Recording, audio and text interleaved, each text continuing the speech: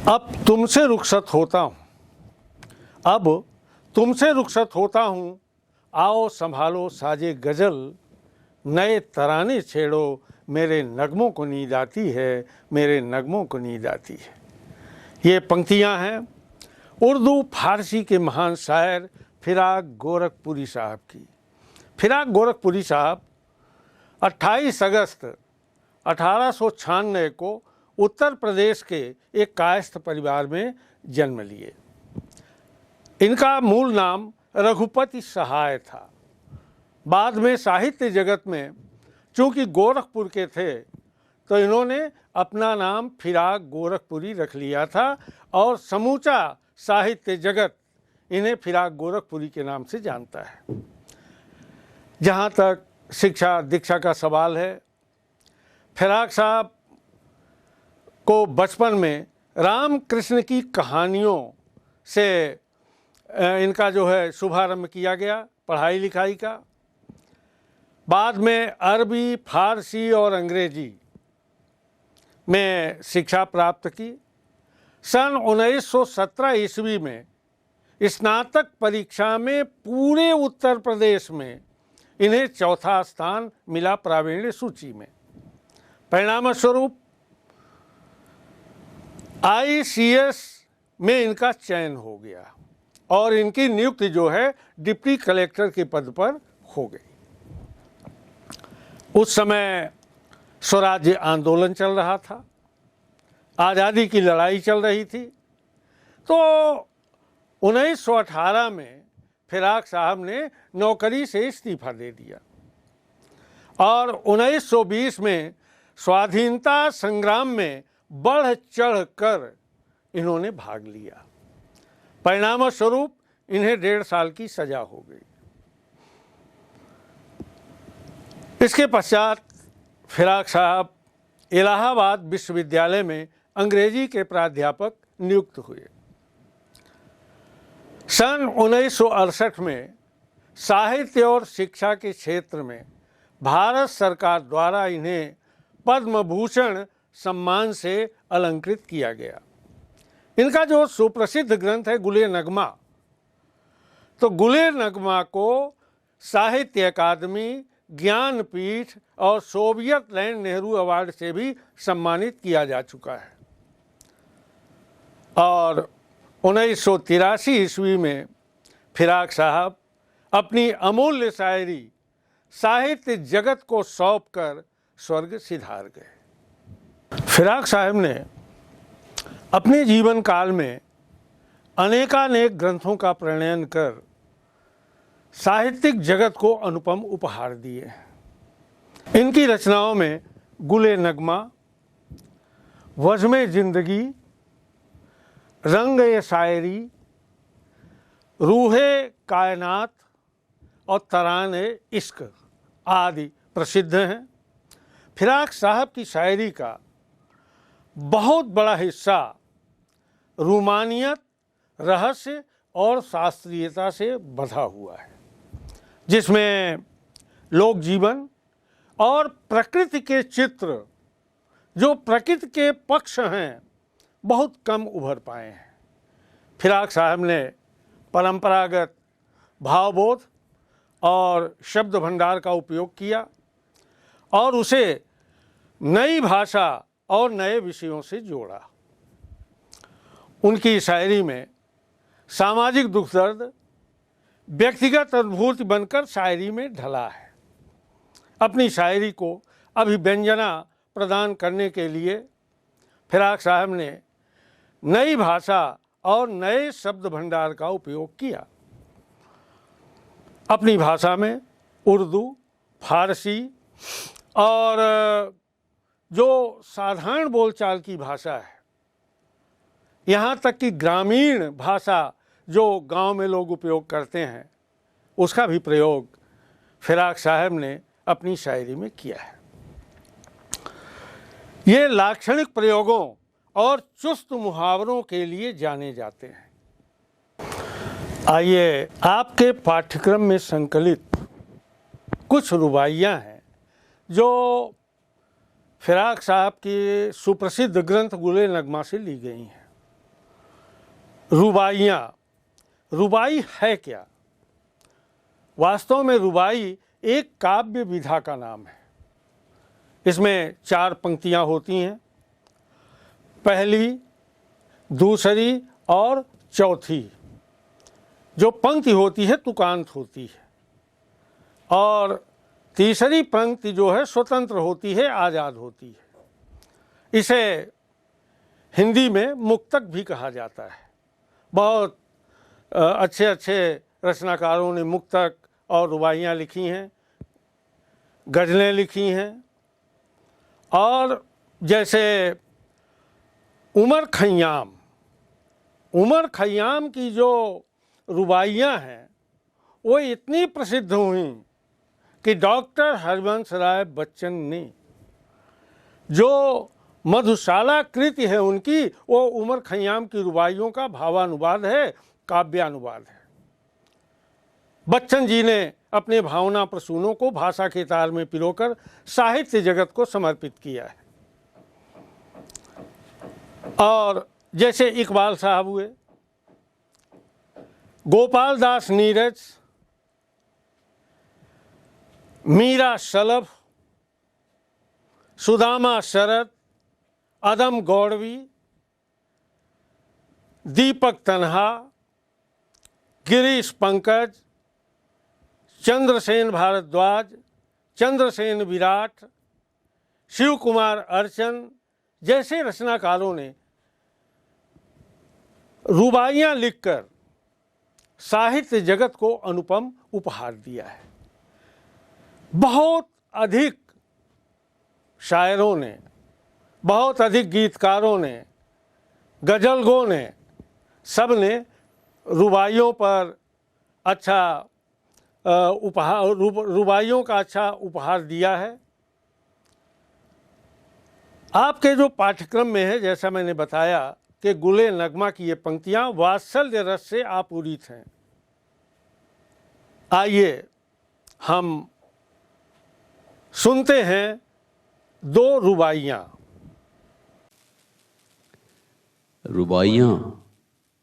रुबाइयाँ आंगन में लिए चांद के टुकड़े को खड़ी, हाथों पे झुलाती है उसे गोद भरी।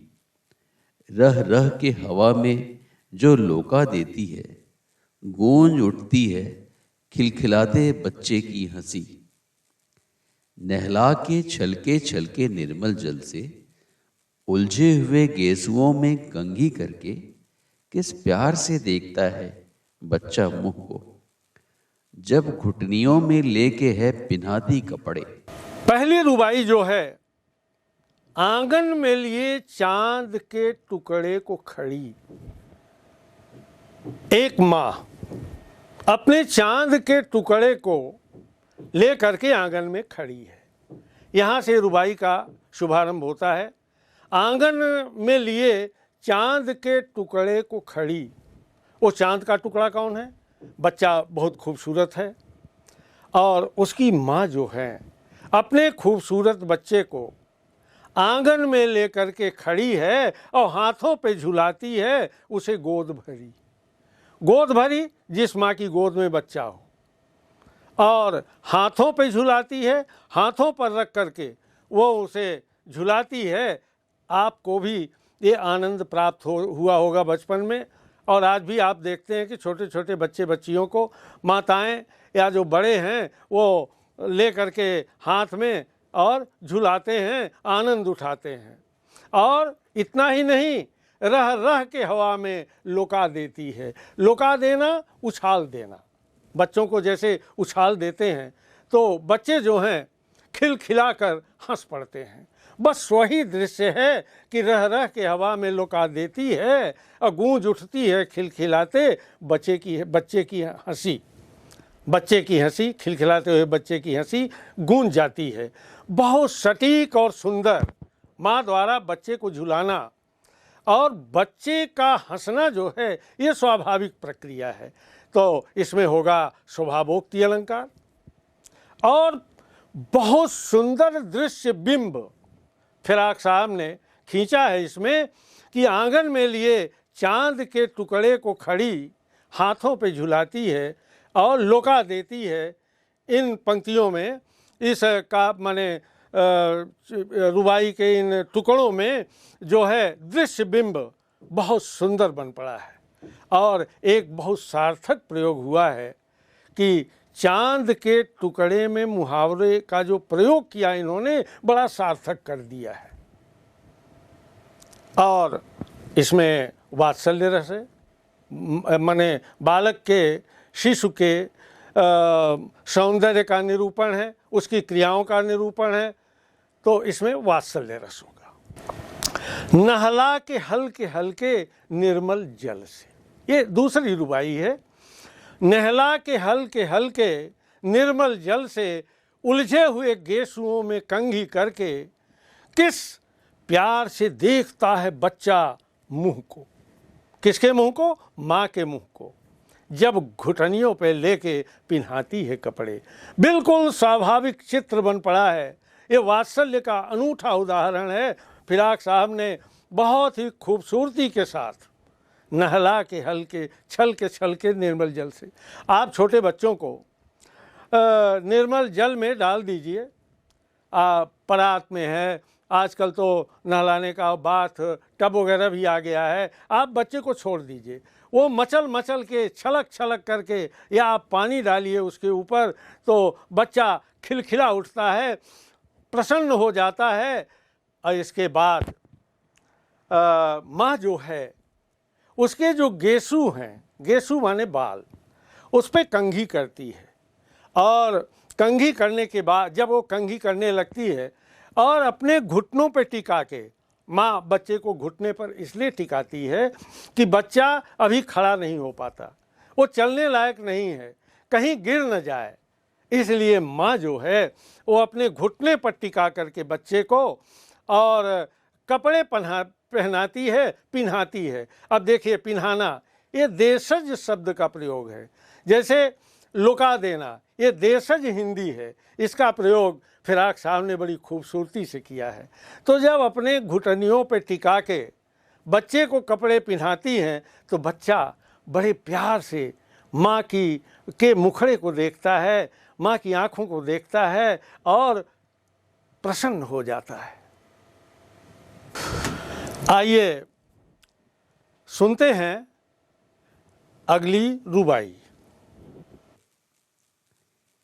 दिवाली की शाम घर पुते और सजे, चीनी के खिलौने जगमगाते लावे, वो रूपवती मुखड़े पे एक नर्म दमक, वो रूपवती मुखड़े पे एक नर्म दमक, बच्चे के घरौंदे में जलाती है दिए, आंगन में ठुनक रहा है जिद आया है, बालक तो है ही चांद पे ललचाया है, दर्पण उसे दे के कह रही है माँ, देख आईने में चांद उतर आया है। इस रुबाई में आम जन के घर में जो दीपावली मनाई जाती है तो उसकी रौनक का स्वाभाविक चित्र फिराक साहब ने खींचा है। दीपावली की शाम घर पुते और सजे। आपका भी घर दीपावली में पोता जाता है, सजाया जाता है और रंग रोगन कराया जाता है। चीनी के खिलौने जगमगाते लावे, वो रूपवती मुखड़े पे एक नर्म दमक। बहुत सुंदर चित्र खींचा है उस माँ का कि दीपावली की शाम पुते हुए और सजे हुए घर में जगमगाते हुए चीनी के खिलौने बच्चे को पकड़ाती है, देती है। और आपने देखा होगा कि जब आपकी माँ दीपक जलाती है तो दीपक की आभा जब उसके चेहरे पे आती है तो चेहरा दमक उठता है और खूबसूरत रूपवान हो जाता है, रूपवती हो जाता है। बच्चे के घरौंदे में जलाती है दिए। घरौंदा शब्द मिट्टी का घर, छोटा सा घर। उस घर में जब वो दीपक जलाती है तो उसका मुखमंडल सुकोमल दमक से जगमगा उठता है, चमक उठता है, दमक उठता है। वो रूपवती माँ का चेहरा दमकने लगता है। अब आगे बालहठ का चित्र खींचा है उन्होंने। आपने महाकवि सूर का बालहठ पढ़ा होगा या सुना होगा। जब कृष्ण ठुनक जाते हैं, मचल जाते हैं, जिद पे आ जाते हैं कि लाओ मातु मैं चंद ही लई हूँ, हे माँ लाओ मुझे, मैं चांद दो, मैं चांद ही लूँगा। तो उस समय माँ यशोदा कैसा उपक्रम करती है कि परात में, थाल में चंद्रमा का बिंब प्रतिबिंबित करा करके और कृष्ण को जो है बहला फुसला लेती है, संभाल लेती है। बस वही दृश्य यहाँ पर फिराक साहब ने एक जिद्दी बालक और माँ के साथ चित्रित किया है। आंगन में ठुनक रहा है, जिद आया है। अब प्रयोग देखिए शब्दों का, जिद आया है, जिद पे आया है, ठुनक रहा है। आप भी बचपन में ठुनकते रहे होंगे, हाँ माँ मुझे ये दे दो, वो दे दो, इस तरह से। और आज भी आपके छोटे भाई, भतीजे, भांजे, ये सब इनका दृश्य आपने अपने घरों में निश्चित रूप से देखा होगा। ठुनकना बड़ा सुंदर प्रयोग है ये। जिद आया है, जिद पे आ गया है। बालक तो है ही है, अरे बालक है, शिशु है, चांद पे ललचाया है। यह बालक भी चांद को देख करके उसके मन में लालच आ गया कि इससे खूबसूरत, इससे सुंदर खिलौना दूसरा नहीं हो सकता। बालक तो है ही है, चांद पे ललचाया है और दर्पण उसे देख कर कह रही है, माँ देख आईने में तेरा चांद उतर आया है।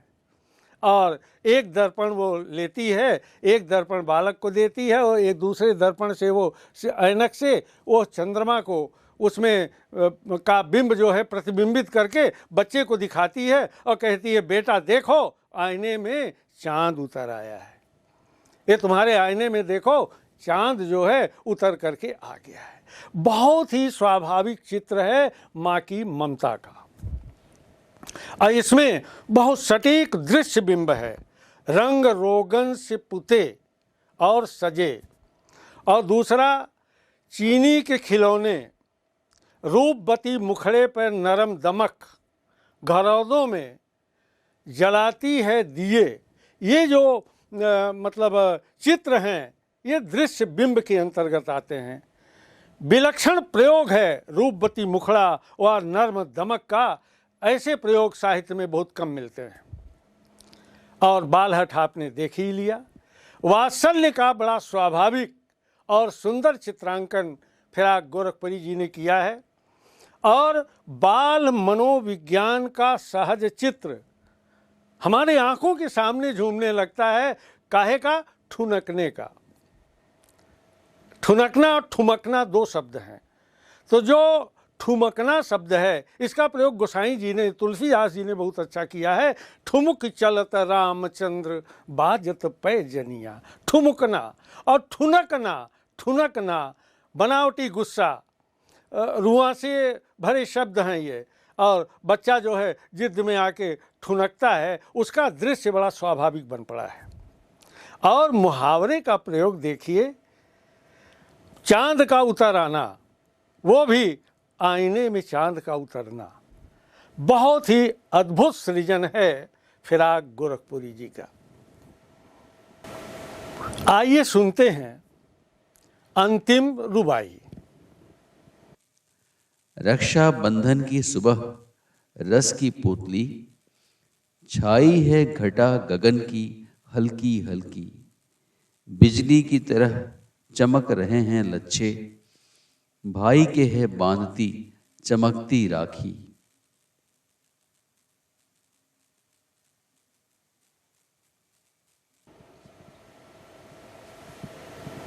बहुत सुंदर सावन की पूर्णिमा को होने वाले रक्षाबंधन का सजीव चित्र, सरस चित्र खींचा है फिराक साहब ने। रक्षाबंधन की सुबह रस की पुतली, ये रस की पुतली जो है बहुत प्यारी सी खूबसूरत गुड़िया, बच्ची, बहन।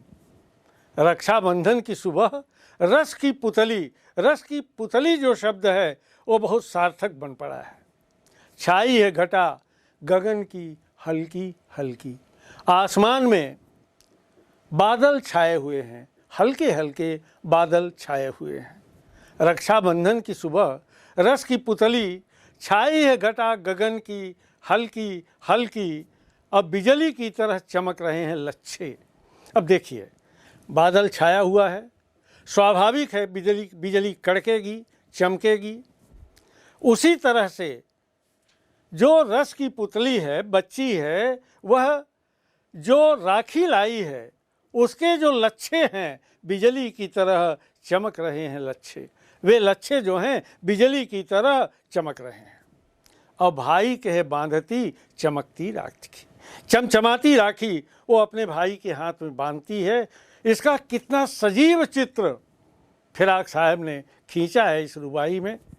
रक्षाबंधन के त्यौहार का प्रभावी चित्रांकन है, वर्णन है, और इसमें भाषा जो है उर्दू हिंदी मिश्रित है। और बिजली की तरह चमक रहे हैं लच्छे में उपमा अलंकार की छटा दर्शनीय है। रस की पुतली, यह एक प्रसन्न बालिका को रस की पुतली की संज्ञा प्रदान कर एक अनोखा प्रयोग, अनुपम प्रयोग शायर ने किया है। रुबाई के लिए जो छंद विधान है वह है हजाज। वैसे रुबाइयाँ हैं। फिराक की रुबाई में हिंदी का एक घरेलू रूप दिखाई देता है। कहने की इस शैली को साध कर, किस शैली को साध कर? मीर और गालिब की तरह फिराक साहब ने कहने की इस शैली को साध कर साधारण जन से अपनी बात कही है, आम आदमी से अपनी बात कही है। वे अपने युग के अनुपम शायर रहे हैं। बढ़िया।